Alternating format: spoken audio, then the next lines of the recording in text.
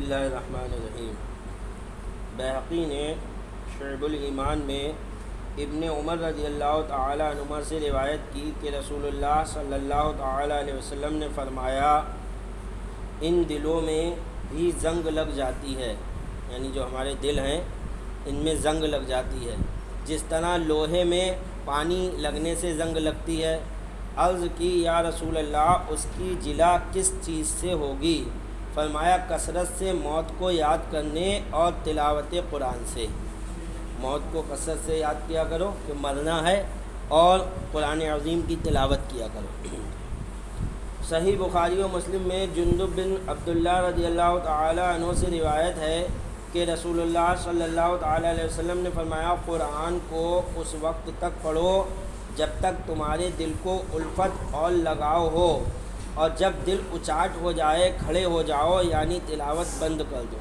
مطلب یہ ہے کہ قرآن کو جب بھی پڑھو تو خوش دلی کے ساتھ پڑھو، ایسا نہیں ہے کہ دل اچاٹ ہو رہا ہے تب بھی پڑھو۔ اس سے ان لوگوں کو سبق لینا چاہیے جو قرآن خوانی کے لیے لوگوں کو بلا لیتے ہیں، اور وہ بیچارہ پہلے جو آ کے بیٹھتا ہے اسے آخر تک روکے رہتے ہیں، وہ کہ جہاں اٹھنے چلے بیٹھو تو ابھی رک جاؤ، تھوڑا وہ پڑھ لو۔ اب اس کا دل نہیں ہو رہا ہے اور وہ بھی بیٹھا ہوا پڑھ رہا ہے، اور بعض جگہ ایسا ہوتا ہے کہ ایک ختم ہو گیا تو کہتے ہیں ایک اور شروع کر دو۔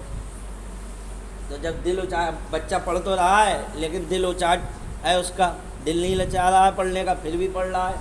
سرکار نے فرمایا کہ خوش دلی کے ساتھ پڑھو، تھوڑا پڑھو،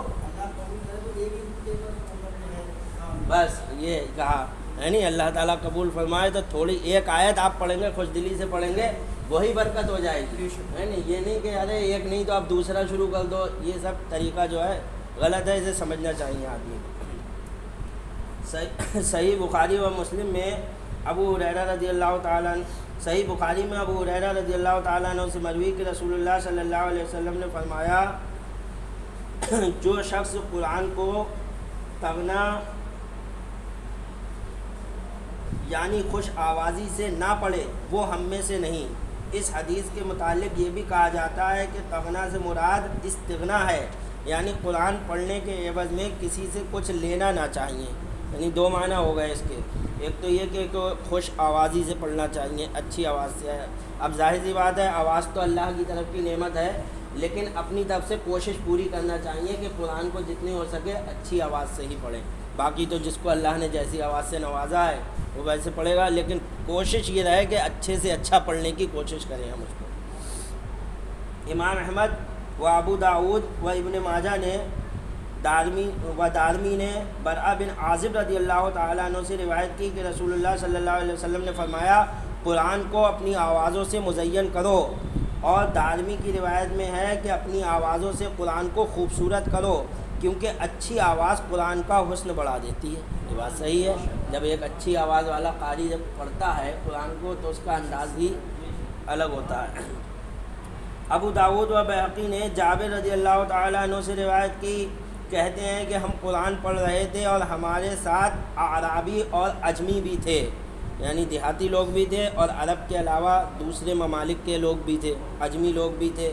اتنے میں رسول اللہ صلی اللہ تعالیٰ علیہ وسلم تشریف لائے اور فرمایا کہ قرآن پڑھو، تم سب اچھے ہو، بعد میں قومیں آئیں گی جو قرآن کو اس طرح سیدھا کریں گی جیسا تیر سیدھا ہوتا ہے، اس کا بدلہ جلدی لینا چاہیں گے، یعنی قرآن پڑھتے ہی فوراً چاہیں گے اس کا بدلہ مل جائے، جلدی لینا چاہیں گے، دیر میں لینا نہیں چاہیں گے، یعنی دنیا میں بدلہ لینا چاہیں گے، یہ چاہیں گے کہ دنیا ہی میں اس کا بدلہ مل جائے جو ہم پڑھ رہے ہیں، آخرت کا انتظار نہیں کرنا چاہیں گے۔ اور ایسے ہی ہوتا ہے کہ جو ہے آج کل جو لوگ پیسے لے کر قرآن پڑھ رہے ہیں، قبروں پر یا ان جگہوں پر دکانوں پر پڑھا جا رہا ہے، کہیں پڑھا جا رہا ہے، تو یہ سب جو ہے، اور پھر اس میں بلند آواز سے پڑھواتے ہیں۔ ایک تو یہ دکان پہ پڑھواتے ہیں، پھر کہتے ہیں بلند آواز سے پڑھو۔ اب آپ اپنے کاروبار میں لگے ہوئے ہو اور اس سے کہہ رہا ہو بلند آواز سے پڑھو، اور حکم یہ ہے کہ قرآن جب زور سے پڑھا جائے تو سننا جو ہے اس کا واجب ہے۔ اب اپنے کاروبار میں لگے ہو ان سے کہہ رہا ہو زور سے بھی پڑھو۔ میں نے کئی جگہ دیکھا دکانوں میں کچھ سودا لینے گیا، وہاں حافظ بیٹھے ہوئے پڑھ رہے ہیں تو بلند آواز سے پڑھ رہے ہیں۔ میں نے کہا آپ ان سے بلند آواز سے پڑھوا رہا ہو، آپ اپنے کاروبار میں لگے ہوئے ہو، کبھی کوئی گراہک آ رہا ہے کبھی کوئی گراہک آ رہا ہے، پھر اس کا سننا کون سنے گا اسے؟ یا ان سے کہو آہستہ پڑھو۔ تو اس چیز کا دھیان رکھنا چاہیے. پیسے لے کر قرآن نہیں پڑھنا چاہیے. وہ الگ بات ہے کہ آپ ہمارے یہاں پڑھو اور خوشی سے ہم اپنے جو چاہے دے دیں اور دینا چاہیے، بلکہ جتنا آپ طے کرو اس سے زیادہ دینا چاہیے، ہے نہیں، کیونکہ آدمی کو دیں لیکن طے مت کرو. وہ طے کرنا نہیں ہے بھائی، جو غلط ہے وہ غلط ہے، طے نہیں کرنا چاہیے. وہ نہیں دیں گے تو ہمیں ہمارا اللہ دے گا بدلہ، اس کا بدلہ ہمیں خدا دے گا قیامت کے دن. سرکار میں فرمایا دنیا میں لینا چاہیں گے آخرت میں نہیں لینا چاہیں گے، آخرت کی فکر کرو، اللہ دے گا اس کا بدلہ. لیکن عوام کو ہاں یہ چاہیے کہ اپنے اماموں اپنے حافظوں کا دھیان رکھیں، کیونکہ وہ اسی پر ہی ہیں. یہ آپ یاد رکھیں کہ آپ ایسا موقع نہ آنے دیں کہ آدمی طے کرے. اگر وہ طے کر کے 1500 لے رہا ہے تو آپ اسے 2000 بغیر طے کرے دیں.